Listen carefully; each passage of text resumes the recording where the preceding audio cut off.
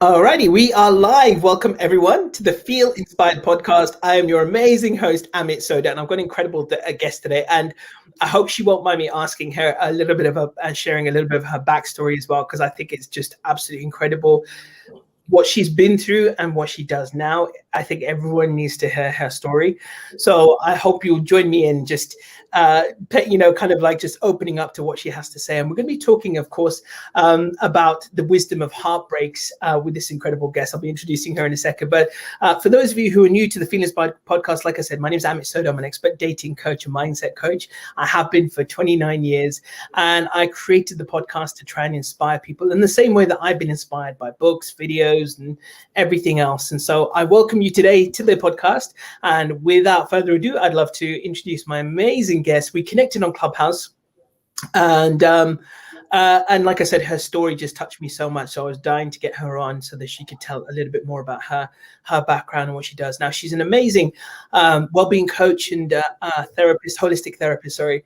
And so without further ado, let's welcome her. Her name is Giap Sayor. Welcome to the Feel Inspired podcast, episode 36. Yay!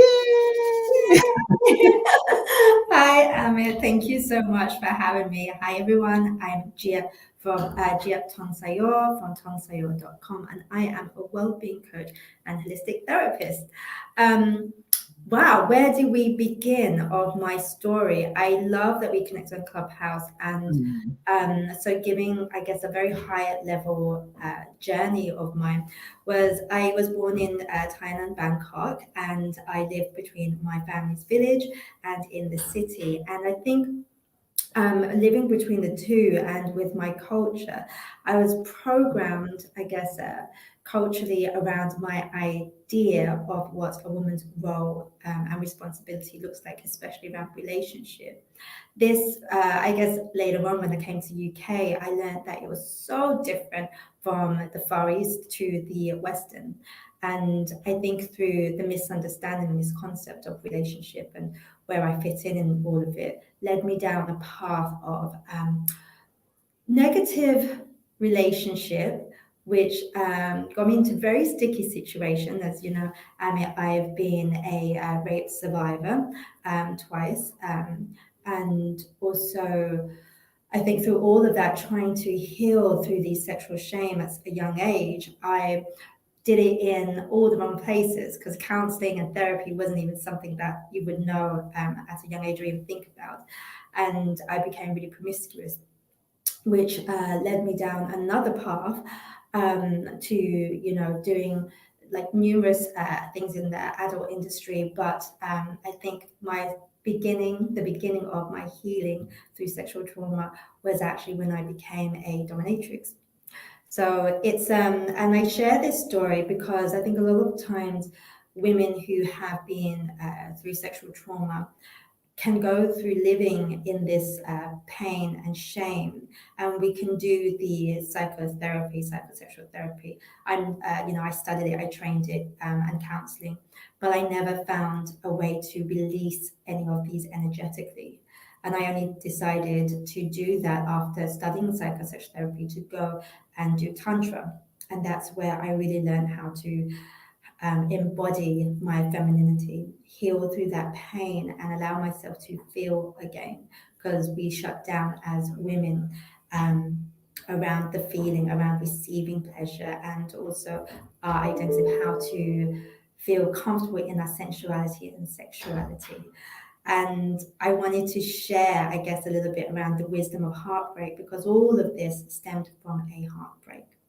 Living in this fairy tale land and coming to where I am now, leading, I guess I like to lead the pathway by being vulnerable and sharing my story, as well as sharing the tools that I use to get to where I am today, doing workshops. And I run a few I call it conscious kink workshops. So it's healing through the art of BDSM and through the eyes and the lens of a dominatrix.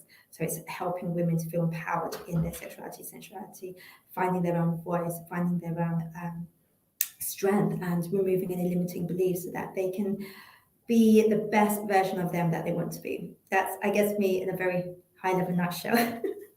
That's a very high level nutshell. So it's such an incredible story. And obviously you very quickly went through some of the things that you've been through that led you to this point. And without going into too much detail about everything, but I think I would love to know what was and you mentioned obviously about the kind of entering the world of being a dominatrix and things like that kind of sparked the healing journey. But was that the biggest turning point for you? Or was there something else that in particular happened, a particular event that got you to a point where you decided you wanted to not only heal yourself, but enter this path of becoming a holistic coach and therapist to help other people as well? Was anything in particular that drove you to this point? Because, and I say to everyone, right, is always something that happens to us is usually from something bad that people like us decide to go and help other people because we've been through it and we want to comfort and help others who are going through it or been through something similar. So was that the same story for you?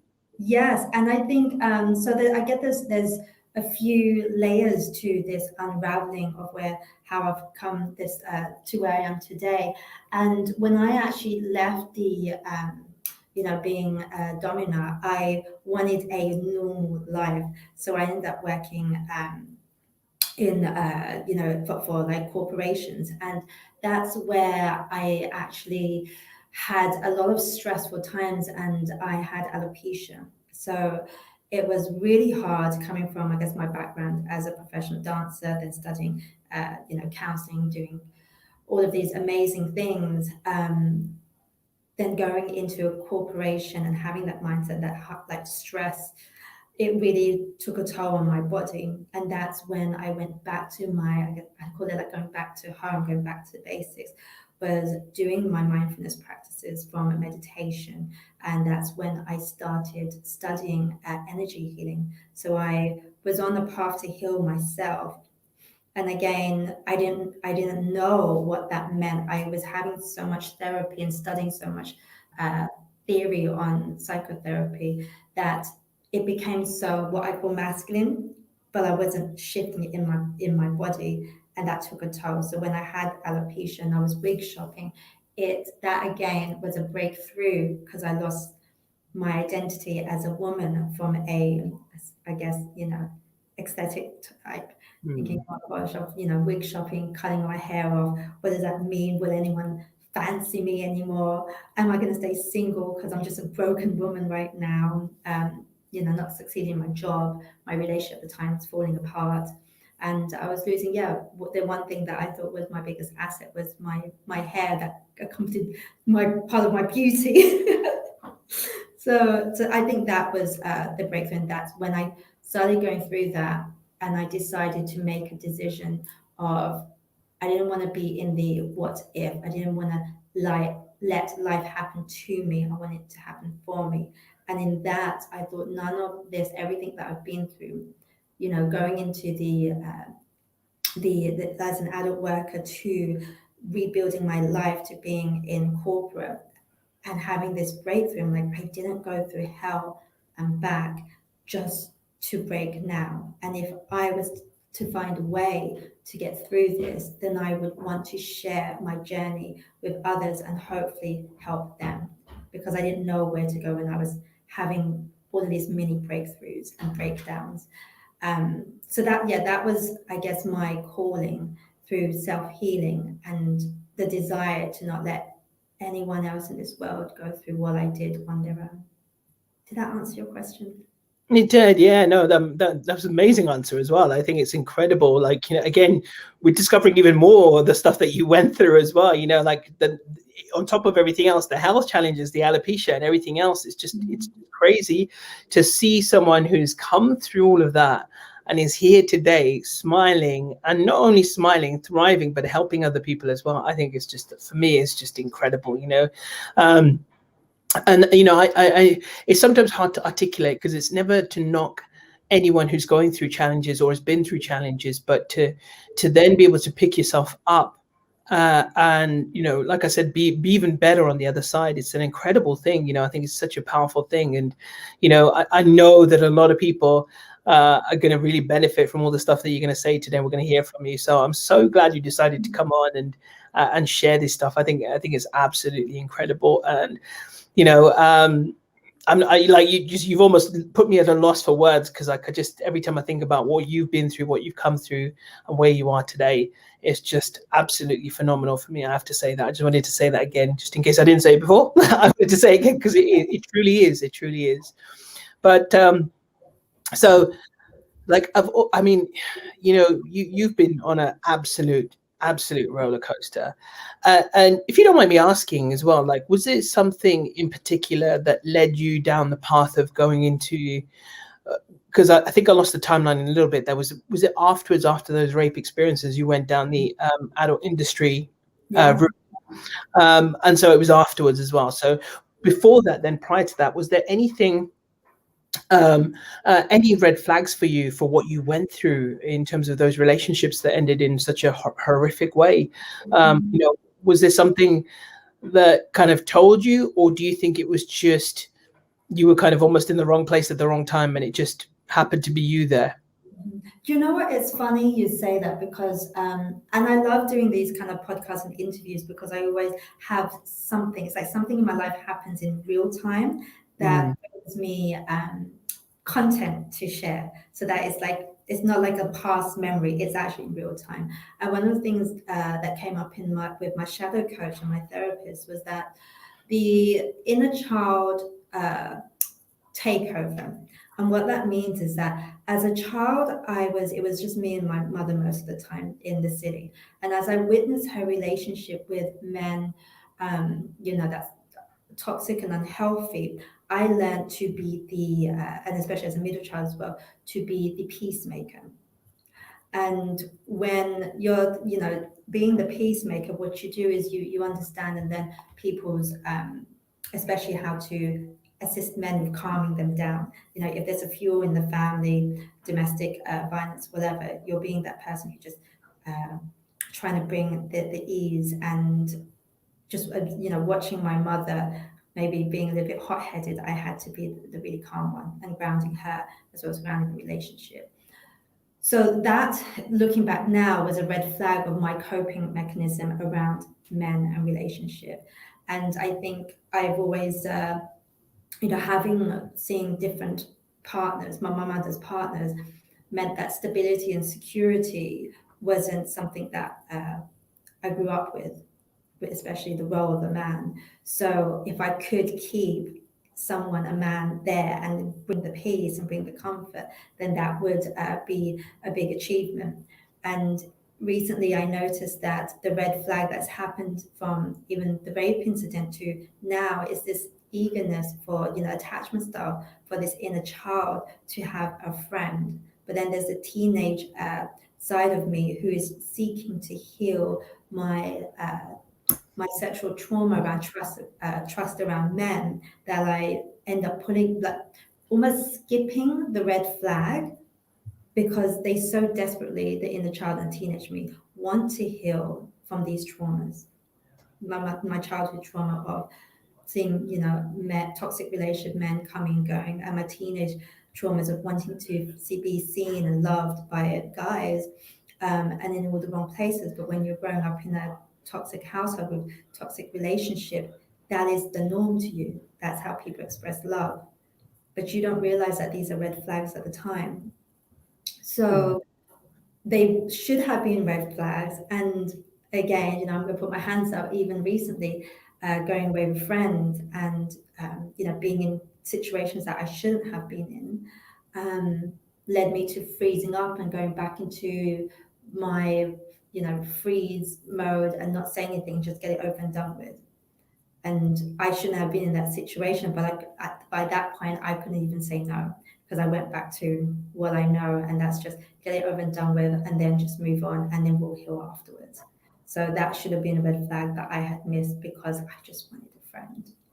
And it sounds so silly. It's like I just wanted a friend, but when you're so desperate to heal a trauma, you do kind of like have I don't know, your sight, your warning signs disappear because of that attachment to that trauma. Does that make sense? Yeah, no, it makes perfect sense as well. And, you've raised a good point, and I think it's something we could definitely discuss today is the whole aspect of red flags from a general perspective. But I think it's so brave of you to admit that as well, to say to people, look, you know what, I still make mistakes. We all do, right? We all are constantly learning. I say to people, you know what, I ain't a perfect husband. I make mistakes all the time, but that's life. That's what it's about. We grow. As long as we learn and we grow from it, that's what matters. That's what counts. But speaking of what you said, the red flags, because that's something I come across a lot doing what I do, which is, and we all know hindsight is 2020. We know that, right? And it's easy to look back. But, when I speak to people and I say to them, they present a situation to me, I was like, how did you not see that as a red flag in the beginning?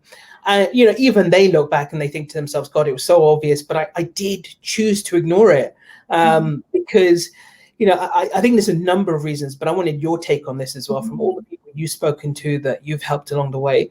What are some of the red flags you hear about? What are some of the biggest reasons that we, as people, ignore these red flags, and why do we succumb to this, and what can we do about it? Yeah, I think the biggest red flag, for me, and I was talking to like the relationship and being in sticky situations, unnecessary situations, is that when we are faced with a red flag, we have two choices. We have a choice of to do what we keep on doing and we know the outcome and that's comfortable for us, or we make a different decision and that's the unknown because you'll get a different outcome. And I think it's harder for people to choose the latter because we have to change ourselves. The responsibility and accountability sits with us. Most of the time, subconsciously, we would probably likely stay in victimhood because then we can be attached to our story. So an example of my story is that I wanted to heal my trauma around men and to trust that I can have male friends without having sexual contact, or stuff like that. And I could be close and be intimate without any of that. But in knowing that the logic is that as an adult, that is very unlikely. And how do I manage that? I didn't put my risk management in place. But I so desperately wanted to prove my teenage side wrong and re-heal the past that I still continue to put myself in that situation, knowing that there was trauma still attached to that. So again, I get to sit in that this has happened to me, this is my story. But one of the key things is, and to anyone who are finding themselves in these red flag situations and repeating themselves. So I say like same loo, different toilet, same poo, different toilet. I'm trying not to swear. No, you could say this is my podcast. You can say whatever you want. Same shit, different toilet. Yeah. And we become so comfortable to our story and our attachment to that story, and we don't say it's we're in victim mentality, but actually we are, because when we're giving someone else our power. So what I learned recently is in shadow work was that the masculine heals through actions. So that means, you look at the problem and you create a strategy and you do the solution and you heal maybe in a therapy, in coaching. The feminine energy of healing comes in real life, every minute, everyday experiences, and you're faced with a choice. But the mindfulness practice is to look at these every minute, everyday situations and choose a different path. And you really have to pay attention to why and what is being presented in front of you and what desired outcome do you want. And most of the time we're aware of that. So when the red flags come, it comes so subtle as the friend that, wants to, I don't know, hang out with you all the time and give you cuddles, but not want to commit to you as a relationship. And the red flag there from a feminine space is probably like, well, I spend so much time with him, but I don't know what this is. And then there's that red flag of, well, self-love. Do you have something else to do in your time than to entertain a guy that isn't committed to you? Are you creating space for a guy who wants to be committed to you? These are all little red flags that you're not paying attention to. Then you're saying you're lonely, or you're not, you don't have the time to date. That's because you're filling your dating time with your friendship time. And again, these are all little red flags that can turn into a big red flag, like, where has the time gone? Why am I still alone? And the friend zone. Or they could be these really small ones that you can take action. Yeah, and again, I think that's so wise. Um, you know exactly what you're saying. I see it, like I said, I see it day in, day out. I was just speaking to someone, a lovely lady from India yesterday, in an unusual situation where she, and I'll explain why I'm giggling in a second, because like, as coaches, right, the more experienced you become, the less you mince your words as you go along, right? And I realized that when I was coaching her, there's no need for me to go around the roundabouts. I just told her straight, you need to dump his ass. Right? I know I'm usually a bit more diplomatic. Essentially, anyway, this guy had cheated on her. But also, not only that this individual cheated on this woman, but also was, promising to call at a specific time, but then was not, and coming up with all the usual excuses. I was out with friends, I got drunk, and then never actually eventually called. And I was like, I asked that question. I said, "Why? Look, let me ask you if what I'm about to say you is in any way, shape, or form bullshit, but you're holding on to this because in some way deep down you're kind of like thinking that this is all you're going to get. So you've got to hold on to it with both hands. And tell me, am I speaking for, ask yourself truthfully now, am I speaking false stuff right now? She's like, no. And I said, look, you're going to meet some incredible people, but don't settle for someone who's going to treat you like dirt, like a doormat. Like I said, I'm usually a bit more diplomatic, but yesterday I did not mince my words. I was surprised myself a little bit, actually, right? But it's amazing just how much that we can make those concessions, that we can kind of let these things slide, but they're so important and fundamental to a healthy relationship, these red flags, but we just let them slip. So what would you suggest to people to do to for themselves when they feel, even if there's a little inkling within themselves that there is something as a red flag, rather than just sweeping it under the carpet? What action can they do? How can they interrupt that pattern, catch themselves, and do something about it? I'd like to propose that we get comfortable with being alone. Get really comfortable with your own company and get really comfortable with falling in love with self.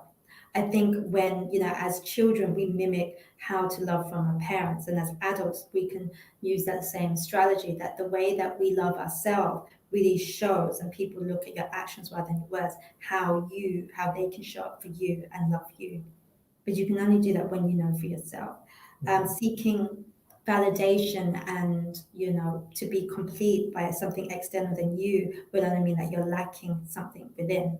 So when you kind of do that inner work and you're kind of okay and start falling in love with yourself, all of these external noises becomes kind of like disturbing your peace. When something disturbs your peace and you're in love with yourself, you have less tolerance to deal with that type of bullshit. So when you have these little red flags of, he said he's going to call but he doesn't, and I know this sounds really could be really cutthroat, but think about your time, the love that you have, the people that want to be in your life are waiting on you, and you waiting on him or her is kind of like taking a piss at the people who actually wants to be there. So when they're not even able to commit to a text, a call, that's called respect. You don't respect and value my time. And then you have to ask yourself, if you're going to let this one slip, what else is that person going to be disrespectful? Because they're only learning how to love you the way that you allow them to. So, like that is how Say that again, loud and clear. What did you just say? I said that they will only love you the way that you allow them to. Yeah, one more time. I think we need to soundbite. Yes, they will only love you the way that you allow them to. Yeah. Or teach them to as well, right? And yeah. the way you teach them to, and then they'll continue doing that. Exactly. But it also works in a positive way, as women, I feel that we should create space for men to be men.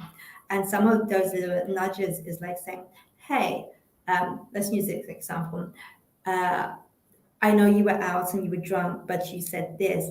I don't really find this attractive when men are, you can't follow through on your words. It kind of makes me feel like you're flaky.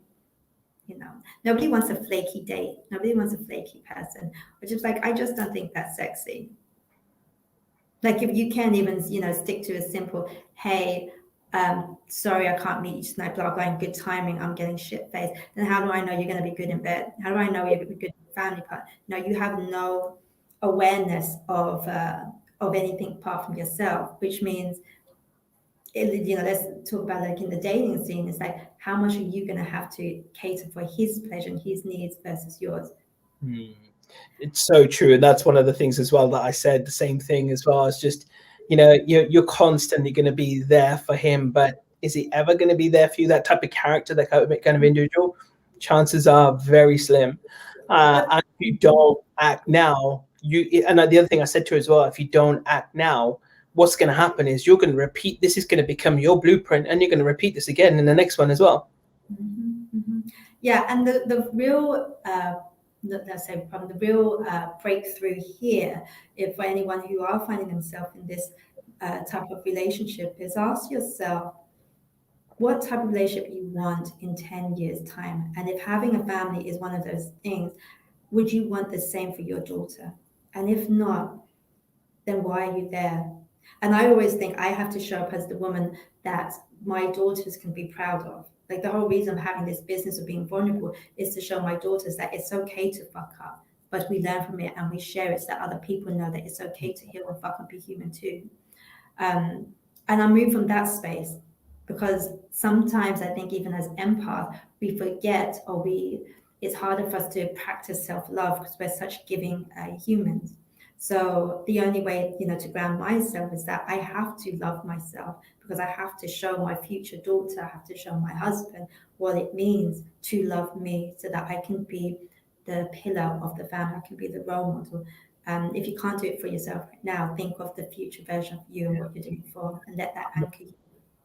Oh my God, do you know what? Do you know how many mums I've said those exact words to? I said exactly those words, that even if you're not thinking of yourself, think about the example you're setting for your daughter and your children overall. Of, what are they going to learn from you?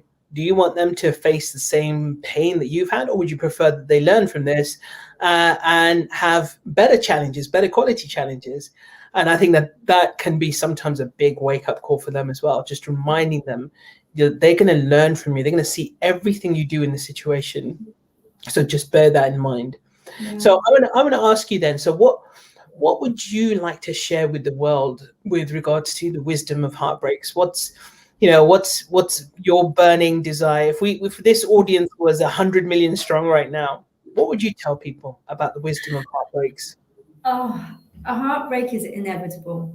It's part of growth. I think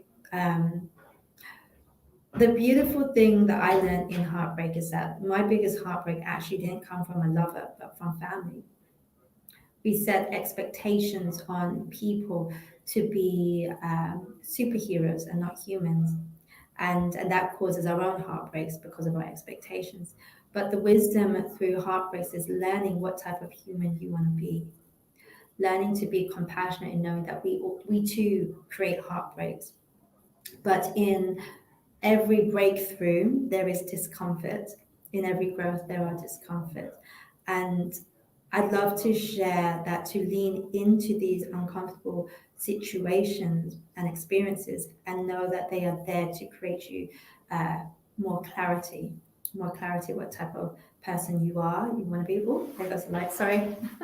That's all right. You carry on. Like, there's my sign.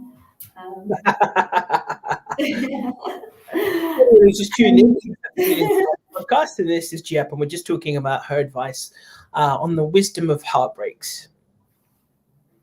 Yes, the wisdom of heartbreaks. Yes, heartbreaks, it allows you to have clarity of what you don't want so that you can move into the energetic space of what you do want. So the more you go through painful breakups, I'm not saying go out and look for painful breakups, but instead of unpacking it into, a victim mentality, just ask yourself, okay, what did I learn from that? And I love now all of my heartbreaks because it taught me so much about myself. It's like therapy, but 10 times faster. Yeah, I love it. Yeah, and I know it's hard when you have a heartbreak, especially from someone that you desired or dreamt of, spending your life with. But again, there is I think if I didn't have all these heartbreaks and these breakthroughs, I wouldn't have learned the importance of falling in love with self. I wouldn't have learned the importance of unraveling my attachment styles, unraveling my love language and family traumas or stuff like that in order to be a better partner, a better lover, a better mother. So yeah, that's, I guess that's high level. That's what I want to leave you guys with. Yeah, no, I think that's so beautiful. Question following on from that, what you just said as well. So, what do you say to people who, because again, I see this again day in, day out. There are those who go through pain, and that becomes, or a heartbreak, or whatever you want to call it, that becomes their blueprint. And they end up repeating that cycle. There are those who come along, those who go through similar experiences, but they manage to learn and grow. um, and one example of the ones who go through that repeating cycle, like the one of the examples I often give is, someone who kind of attracts the same kind of person, who treats them the same kind of way, who leads them on a little bit, doesn't follow through with what they're going to say, and they keep on attracting the same kind of person. They keep going through it, um, and they don't seem to be able to break out that cycle. What do you say to people who are going through those kinds of experiences, and how to become the kind of person that does learn and grow and goes on to then, achieve that success that they want in attracting the kind of person they want, for example? Mhm. So let's look at like the human mind and the human behavior. Is that we drastic or the biggest change happens in the most uncomfortable times. We only make drastic changes when we're at our lowest. It's really sad to say, but that is the biggest drive for us. When we have nothing to lose, we make change, like big changes. And that means that you're comfortable with sitting in this shit. You like the smell of it, like you, and because it's so familiar. Again, you, I think you have to be honest with yourself. If you're comfortable with it because you're not ready to make those changes, then what you're doing is you have to you just either accept it. And I think as a coach, maybe or a healer, maybe you have experienced this the same as me, is that I refuse to work with people who don't want to make the changes. Oh God, yeah, 100%. Yeah, it took me a Yeah. while to learn that. Actually, there was times when I was taking people who didn't want it, and then I've learned the hard way. And now I only take on people or coach people who really desire that change, no matter how much they're struggling. But if they really want that change, then yes. Yeah, yeah, and I Yeah. think that's the first thing, is really being honest with yourself about what do you really want and how badly do you want it, and what would it look like if you made those changes, and how much are you willing to put in the work to get those desired outcomes? Because it's going to be hard. You're going to have like ego death. I call it, spiritual death, because all of your identity would die and everything attached to it, the story, the victim mentality. You're going to have to own up and be accountable for your own role in these situations. So, and I give an example of me. I have been spending time with unavailable men. And you've seen me come back, I'm single, I'm not sure if I'm ready to mingle, but I'd love to have a husband. And you hear me talk about it all the time. But I have actually the past few years only dated unavailable men. And they'd be like, oh my God, like why are these guys douchebags? Why can't I find someone? Well, the truth is I wasn't ready. I wasn't ready because I wasn't ready with myself. I didn't feel like I was in a space where I loved myself, especially the way that I do today. I wasn't ready to make commitments, so it's easier to date unavailable men that I could stay in my victim mentality and not be accountable and be like, oh, well, they're playboys, or they just so unreliable. But I had to make that. I had to admit that, and now that I have, and be like, I date or fill my time with unavailable guys because I'm an unavailable woman. But if I want to be available, I need to show up differently, and I need to create space for men who are able to mirror me and what I'm willing to bring to the table.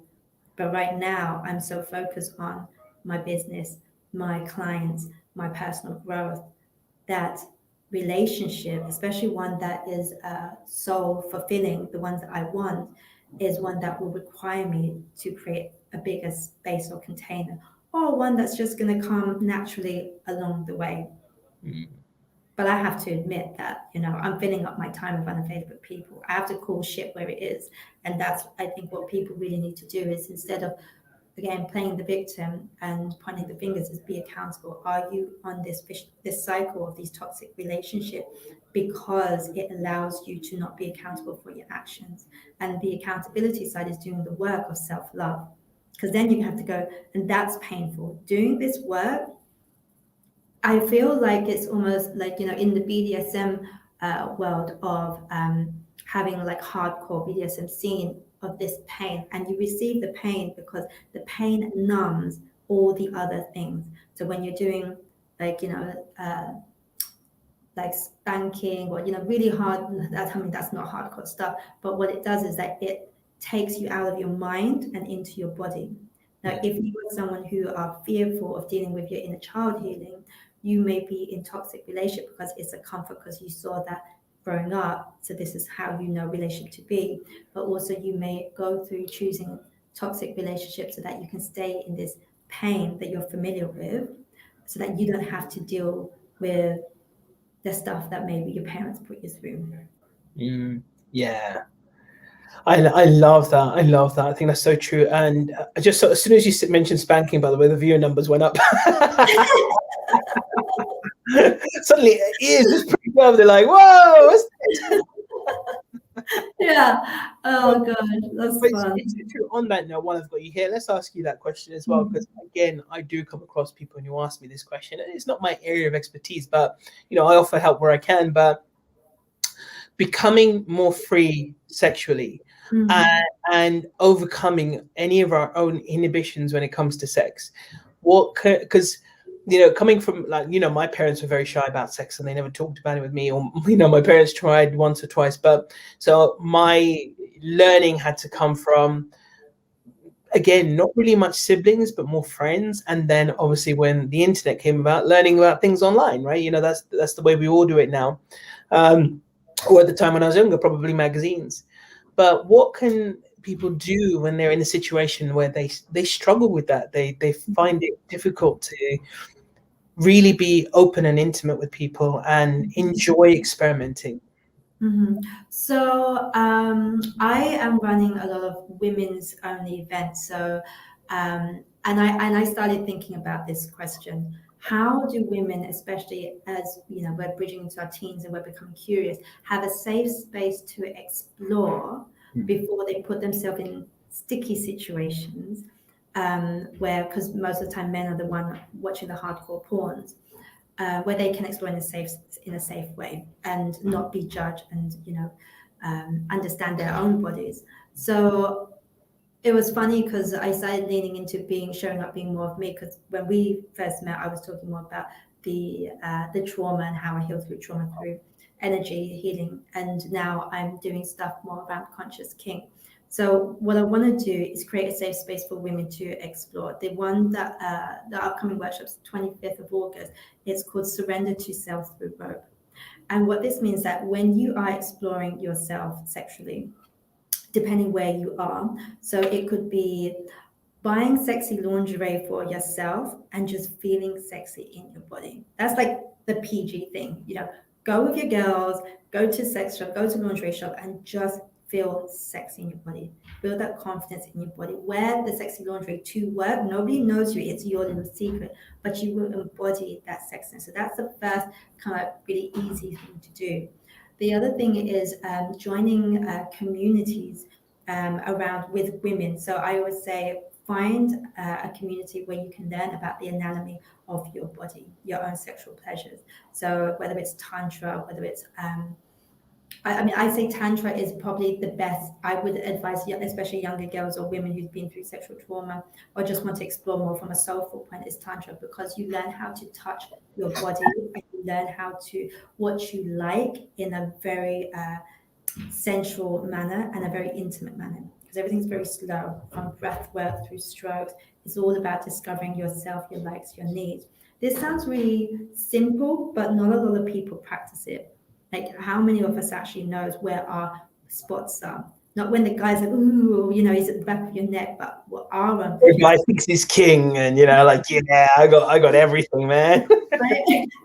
But then what we end up doing is that if we don't know what we like, we end up, the guy's like, oh, you like this? And you remember I always say like DJ booth and the clip, and you're like, no, I don't, but you're just like, get it over done with. What we don't do is we don't tell the guys what we like.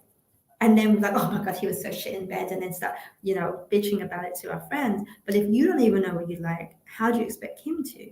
He's only doing what he's seen on porn. So finding, being intimate with self-exploring really comes through taking it slow with yourself, getting comfortable with your vajayjay, understanding where there are trauma and trapped emotions inside your vagina as well. So doing the massages, so that you can teach your lover what it is that you like.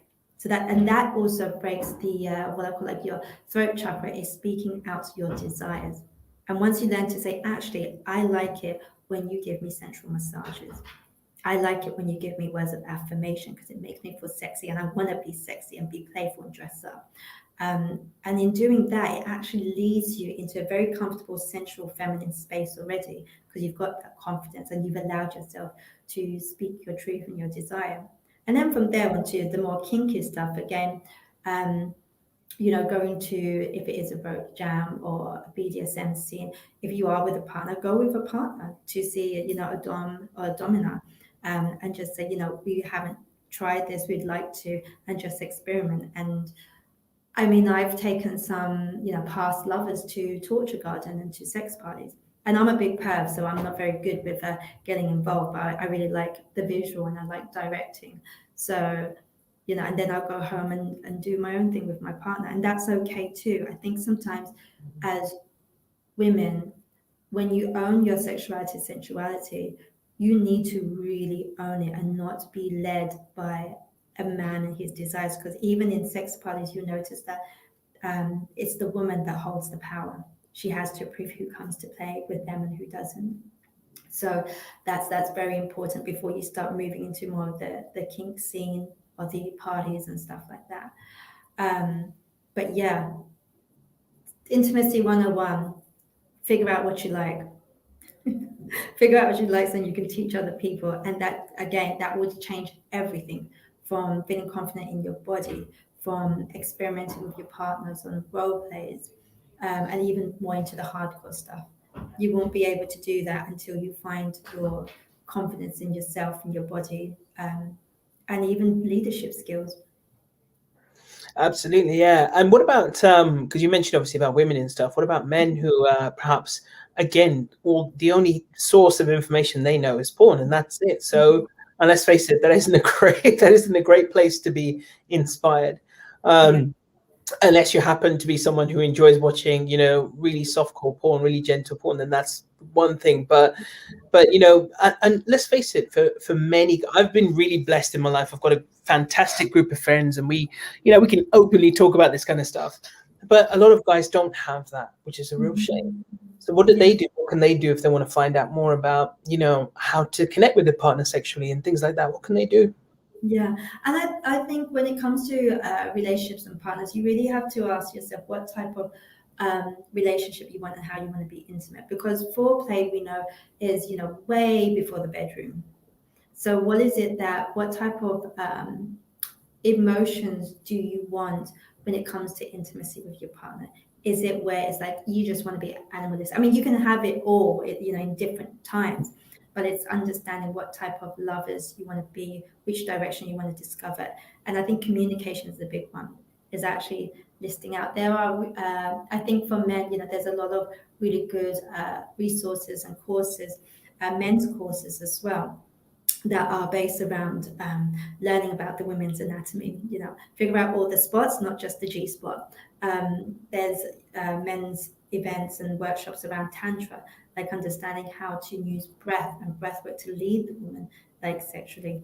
And I think when it comes to breath work, it's so simple, but you don't realize how it could lead to such deep, intimate connection. One of the tantric meditation we do is a heart to heart, where we put our hands on each other's heart and we do the eye gazing. and we align our breath, we align our heartbeat. From there, we're exchanging energy. But then when you are, having intercourse, you move into this rhythm of breath, and it's very slow, it's very sensual, it's very loving and kind. And that's a tantric, practice that you move using every elements that you have.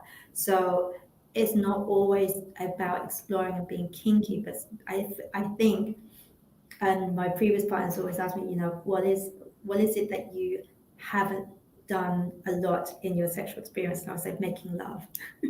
I know that's fuck, and I can fuck really well, but making love, like, whoa, that's been really wonderful. But I think that's the most intimate, beautiful thing that partners can do is making love. And that's probably the kinkiest thing to me because you're really being vulnerable. Everything else is just toys and noise.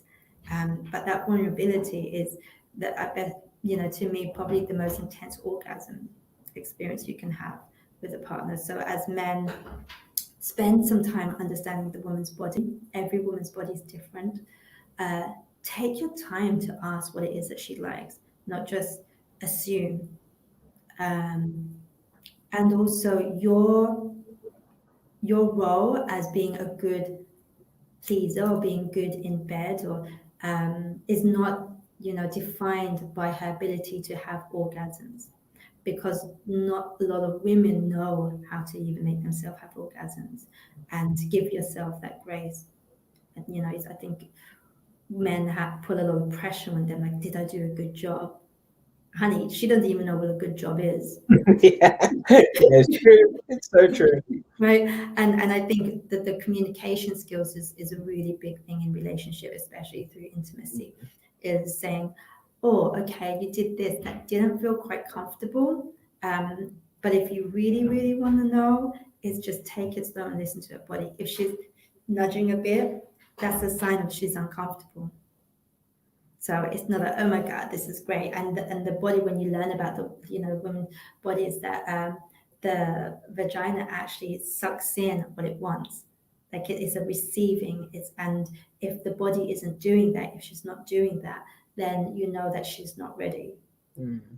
And then really, and make it playful, make everything fun and playful. I say the same thing to people about dating as well. I say this is where we go wrong. We just formalize the process instead of making it fun and playful. And I think that rule applies for pretty much everything in life. If you can make it fun and playful, and genuinely not just try and force it, then everything else kind of comes together, I think. And we forget to play, because even if we're thinking about manifestation, it's all about in the vibration of abundance and being playful and in that open to everything. And I think when you are intimate with a partner, or even like when you're dating, if you are just seeing what is the feel good feeling and what can you create together that makes you feel really good, and just stick to that, whether it's in the bedroom or outside.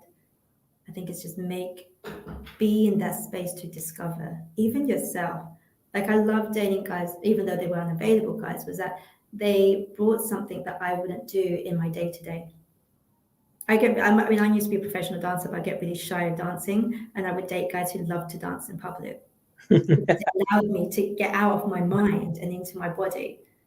It's just, yeah.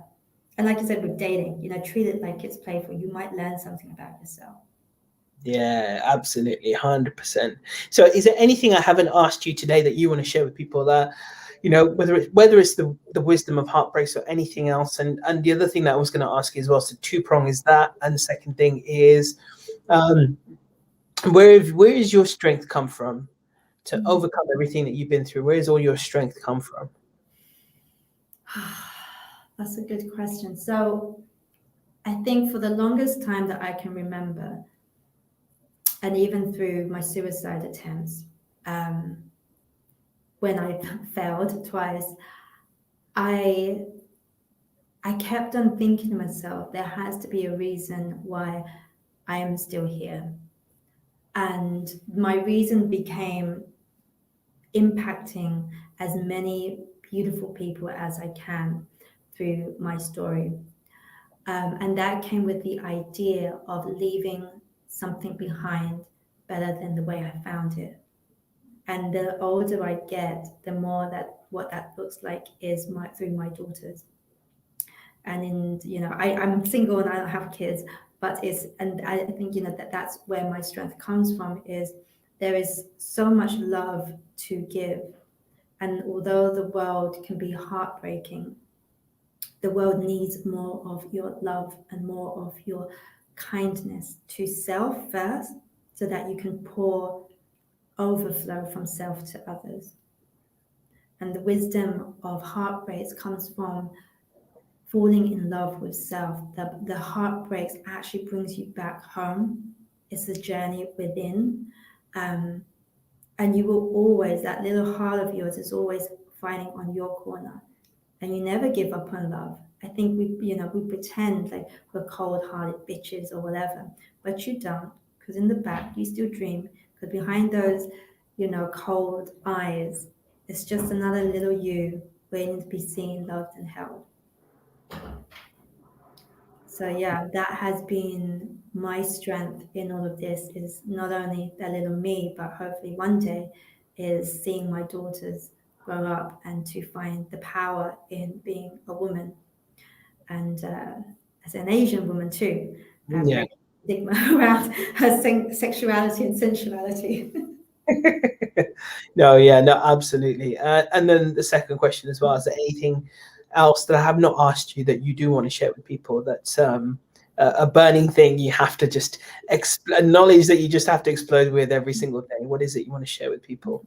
I would love to share for women to take their trauma, take the pain of heartbreak, and use that to like push you into the person, into the relationship that you desire.